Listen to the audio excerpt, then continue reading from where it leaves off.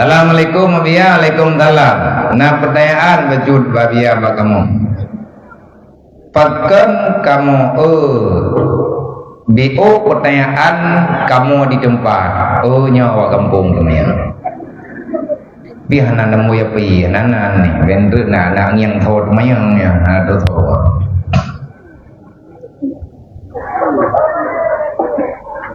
Pakan kamu manteng mau buat maksiat, bahwa kamu tuh puah, na ilmainya, nyan hanjut, puah anak tuh ilmainya berarti kamu mau biar, ataupun pakiban cara takut tuh ilmainya langati, alhamdulillah, laga pertanyaan. Tanya sering kayak buat dan tertib ya. Tapi wate tak buat tapi salah ngata yang tak buat pekernya. Putra masalah tanya haik tamalkan ilmunya. Tak buat tertib dan tak buat jut tu tetapi ada tak buat sampai kan lagi tak buat. Buat sebabnya, nyana sebabnya. Buat sebab antara lainnya juga hana berkah ilmunya. Sebab ilmu yang berkat leh kayak berkat tepat tak buat lagi tak buat.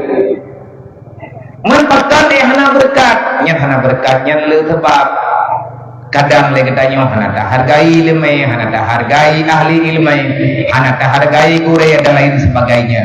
Yang sabo, tak jauh ilmu guru ke dan populer alhamdulillah ilmu hana masalah. Tetapi ilmu draw pada pemerintah yang masalah. Lu ya buat ne, tapi lu ke draw tu. Dia contoh, bandar dia buat baik ngupat. Yang mihana pas bak pikiran ke, tunggu sumber ngupat. Nyan biar tanggu langempung nah tunggu dengan keung kita ke pegah juga baju tepua leu urang ke buat ko yakin ke dodo ate kagak pegah surah le gore kamari mengilho cemekam ganyan bejut gekeun wo ke pegah tunggu nyan tham gak nyan tok yang nak hijab lalu kia bale deh rupai ure pada hai tengah ke pubut ben mupat gore ya ruh mupat nyan ku patun Maya gedanya yang pakai hana tu ilmu yang berarti mungkin langati gedanya yang dengkuna musuh ilmu. Nepegah li Nabi dalam sebuah hadis, al ilmu nurullah la yahdi ila man asi. Ilmu agama cahaya yang diberi oleh Allah.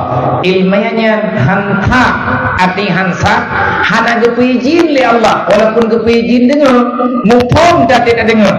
Tapi ilmu yang tanya murnonya hana berlaku bagi orang yang manteng berbuat maksiat. Selama kita manteng tak buat maksiat, nyan ilmunya hantu bati kita. Pertanyaan saya, ilmunya maksiat manteng. Artinya tidak buat itanya manteng kalau kita kubah lagi yang getam dalam ilmu manteng tak buat maksiat. Buat nah hukum tak buat.